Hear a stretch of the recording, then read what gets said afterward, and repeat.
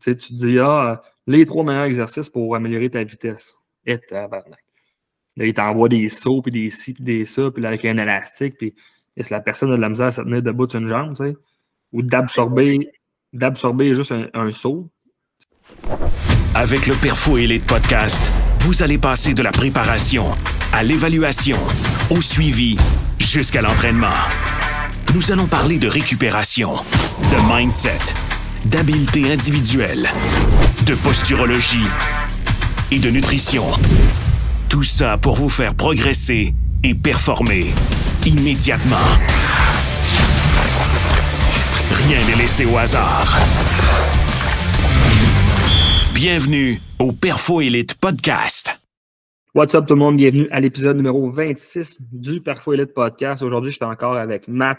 On va jaser des 3 exercices que ça te prend à faire qui vont t'amener à jouer dans NHL.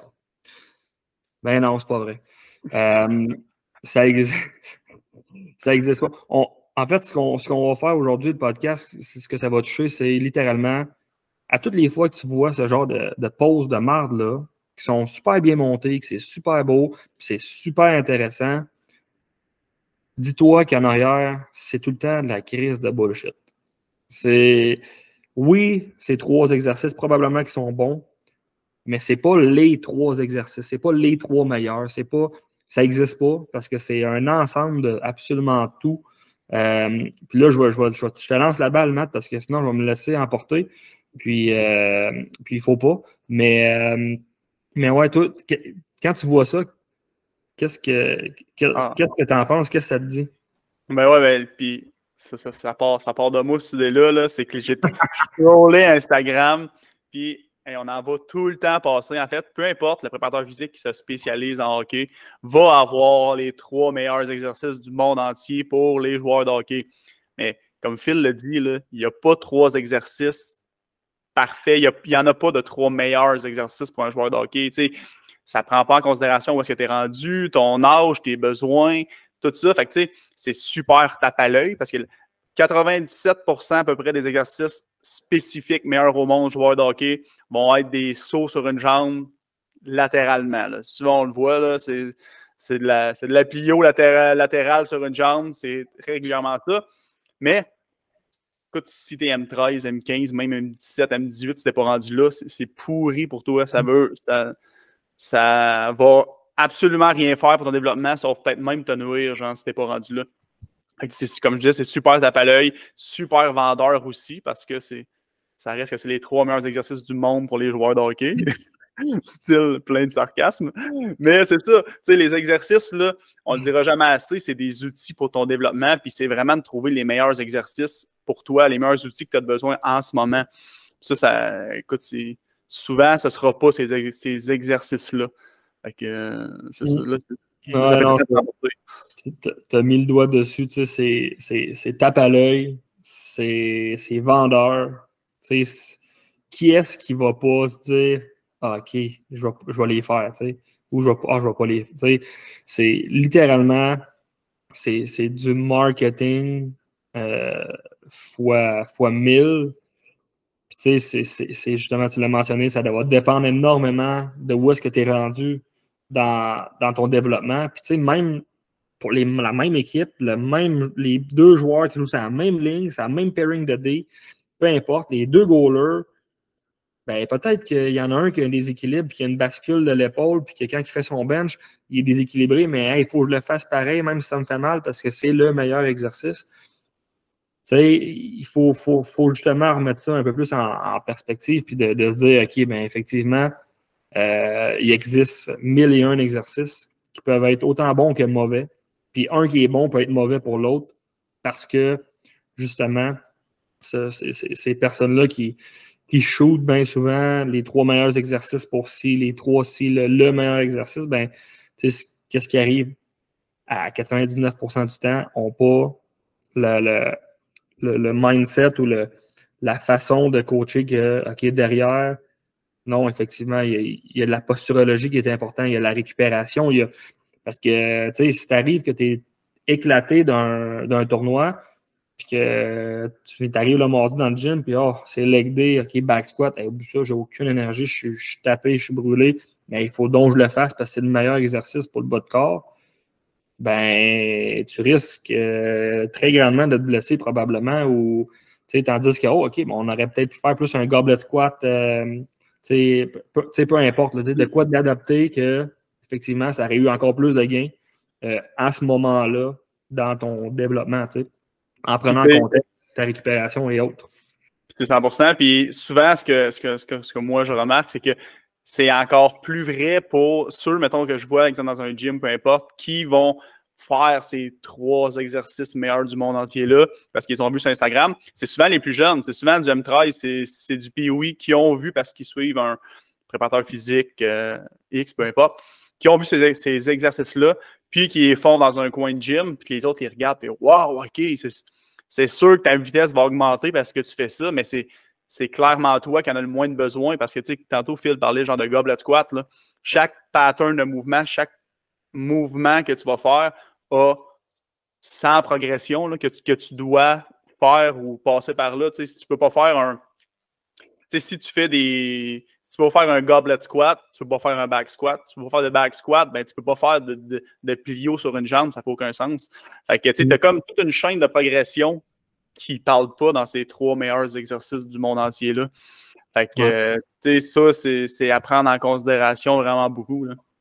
Non, ça, c'est un très bon point parce que, outre justement le développement de l'athlète, le développement moteur ou peu importe, ça en fait partie, mais effectivement, la progression d'exercice, ben, ça a un énorme impact sur le reste. Puis, tu te dis, les 3 meilleurs exercices pour améliorer ta vitesse. Et tabarnak. Là, il t'envoie des sauts, puis des ci, puis des ça, puis là, avec un élastique, puis si la personne a de la misère à se tenir debout sur une jambe, tu sais, ou d'absorber juste un saut. Tu le regardes descendre les escaliers, elle marche, là. Les 2 genoux rentrent un à tour de rôle à l'intérieur parce qu'il n'y a aucun contrôle. Mais excuse-moi, là, mais ton meilleur exercice pour améliorer ta vitesse va te rendre très blessé et va te nuire très grandement à ton développement. Tandis que si tu prends un step back et tu ferais vraiment une bonne progression, ben là, tu vas avoir step up avec cet exercice-là au bon moment. Tu sais, c'est juste ça. Mais moi, je pense que ça fait le tour, sinon on va m'emporter avec ça. Mais ouais, tu sais, il y a tellement de choses autour, puis de paramètres d'entraînement, puis de progression logique à suivre, puis ça n'existe pas. Ça n'existe tout simplement pas.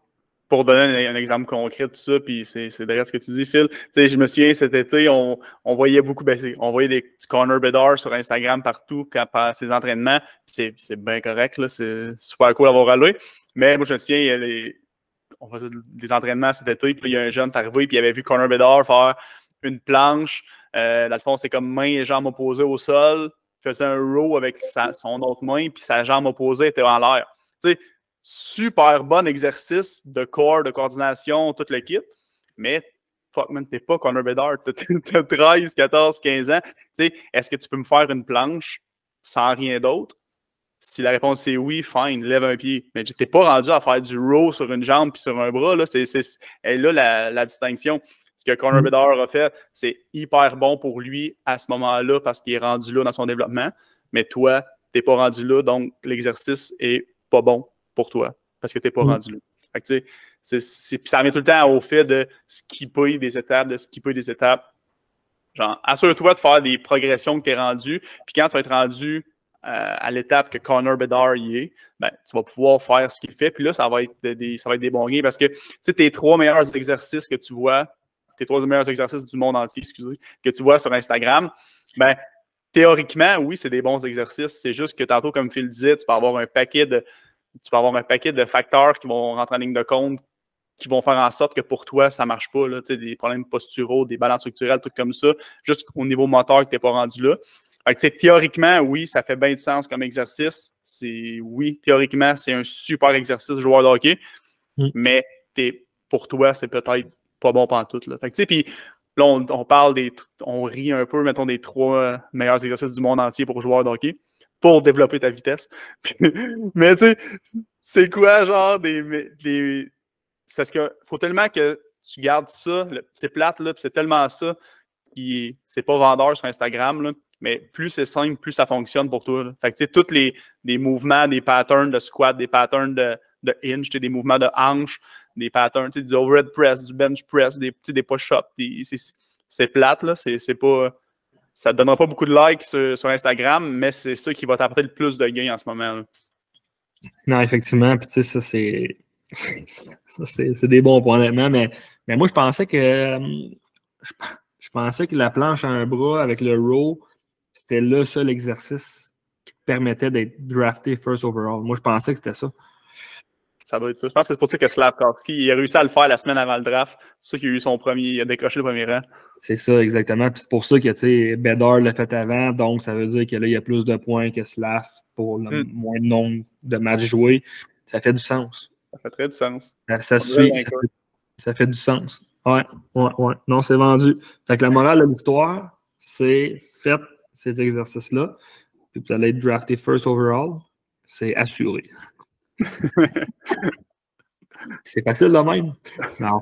Mais non, pour conclure, c'est effectivement, c'est ça. Il faut comprendre que il n'y a pas 3 exercices qui existent. Il n'y a pas un exercice pour améliorer ta vitesse.